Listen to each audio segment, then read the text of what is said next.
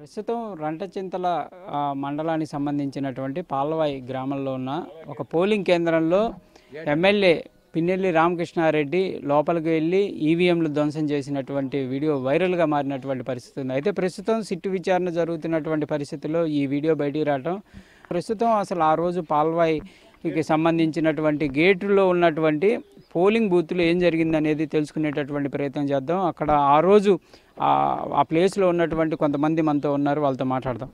చెప్పండి, అది అసలు ఆ రోజు ఏం జరిగింది? మీరు ఎమ్మెల్యేని ఎదుర్కోవడం కూడా జరిగింది, ఎందుకు ఎదుర్కొన్నారు? ఆ రోజు ఏం జరిగింది? ఒకసారి వచ్చి వెళ్ళాడండి, వెళ్తే బాగానే ఉంది. మళ్ళీ రెండోసారి ఫోన్లు చేసి పిలిపించారు.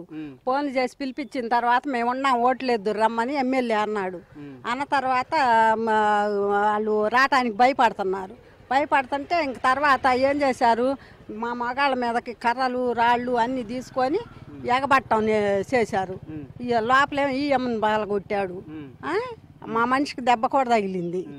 ఆ తర్వాత మేమందరం ఎగబడి ఆయన మీదకి ఎగబడే వరకు మీ అంత చూస్తాను, మిమ్మల్ని చంపుతాను, మిమ్మల్ని ఊళ్ళో ఉంచను, గేట్ ధ్వంసం చేస్తాను, పెట్రోల్ పోసి తగలబెడతాను అని 3 రోజులు ఇప్పుడు వస్తున్నా అని ఫోన్లు చేయటం.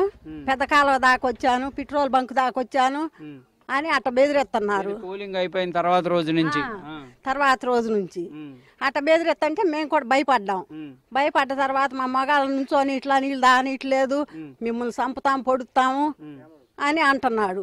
అన్న తర్వాత మేము కూడా ఎగబడ్డాం వాళ్ళ మీద. ఎగబడ్డ తర్వాత మా వాళ్ళకి రాళ్ళు ఇసులేని మా వాళ్ళ దగ్గర ఏమీ లేవు, అసలు మేము ఓట్లు వేయటానికి వెళ్ళాం. అన్ని వాళ్ళు తెచ్చుకొని కారుల్లో అవన్నీ తీసి మా మగాళ్ళ మీద ఎగబడి రాళ్ళేను, కర్రలతో కొట్టడం, కత్తులు తీసుకోను అట్ట చేశారు. అంటే ఆ రోజు ఎమ్మెల్యే లోపలికి రావటం, ఈవీఎం పగలగొట్టడం చేశారు కదా, అసలు ఎందుకు? అంటే ఆ రిగ్గింగ్ జరిగిందని వాళ్ళు చెప్తున్నారు. జరిగిందా? ఏం జరగల, అసలు రిగ్గింగ్ ఏం జరగల. మమ్మల్నే వేయొద్దని వాళ్ళు వద్దని వాళ్ళు వేసుకోవాలని మునుపు కూడా అంతే చేస్తే ఏమో మెలకుండా ఉండాము. ఈసారి కూడా మమ్మల్ని లేనికుండా చెయ్యాలని వాళ్ళు చేశారు. కానీ మా ఓట్లు మేము వేసుకోవాలని మేము వేసుకున్నాం. ఆ రోజు మీకంటే ముందు ఎమ్మెల్యే లోపలికి వెళ్ళి అది పగలగొట్టించినప్పుడు అక్కడ శేషగిరిరావు గారు ఎదుర్కోవడం జరిగింది, గిరి గారు. ఆయన్ని తర్వాత బయటకు వచ్చిన తర్వాత దాడి జరిగింది ఆయన పైన. తలకాయ కూడా బయలుంది కదండి, రక్తం గారి అసలు చొక్కా అంతా దడిచిపోయి కర్రతో పగలగొట్టి కుట్లేసి కూడా చూపించారు కదండి. కేసులు ఘర్షణకు సంబంధించి సిట్ అధికారులని ఒక పోలీసు బృందాన్ని ఏర్పాటు చేసి ఎలక్షన్ కమిషన్ పంపించింది. మీ ఊర్లోకి వచ్చి ఎంక్వైరీ ఏమైనా చేశారు? వాళ్ళు ఏమని చెప్పారు? మీరు మేము అసలు బయటే లేము, అసలు మా ఇళ్లలో మేమే ఉండాము. ఎవరిని విచారించారు? ఏముండయి అమ్మ ఉండయి, అయ్యి ఉండయి, ఇవి ఉండయి అంటే మా ఇంటి ఏమి లేవు అని మేము అన్నాము. అంతేగాని ఆ రోజు ఏం జరిగింది, ఆ కేసుకు సంబంధించి ఏం అడగలేదా మిమ్మల్ని? ఏం అడగల. మరి కేసుకు సంబంధించి నమోదు చేస్తున్నామని వాళ్ళు అంటున్నారు, మరి ఏమీ లేకుండా ఎట్లా చేస్తారు?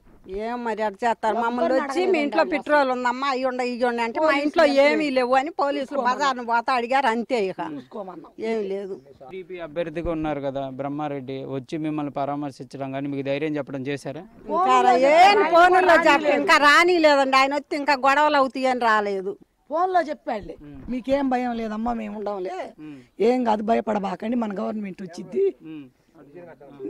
వచ్చింది, భయపడబాకండి, ఏం కాదమ్మా మీకు అని మాత్రం చెప్పిండు. కానీ ఏదైనా ఒక మహిళలుగా ఉన్నారు, ఇట్లా బెదిరింపులు ఇవన్నీ ఎట్లా చూస్తారు? భయంగా ఉండటం. పడే ఉన్నాము, ఇక ఏం లేదు, భయపడటమే జాగ్రత్త. మేము సరిగా అన్నాలు వండుకోవటల్లా తింటల్లా, బయటికి వెళ్ళే పరిస్థితి కూడా లేదు. ఎప్పుడు ఇంటి మీద భయపడతాం. కాసేపు ఉంటే పోలీసులు వస్తున్నారంటారు, కాసేపు టాటర్లో వస్తున్నాం, లారీల్లో వస్తున్నాం, బాంబులు వేసుకొని అయ్యి అని వాళ్ళు పనులు చేయను, అట్ట భయపెడుతున్నారు అన్నమాట.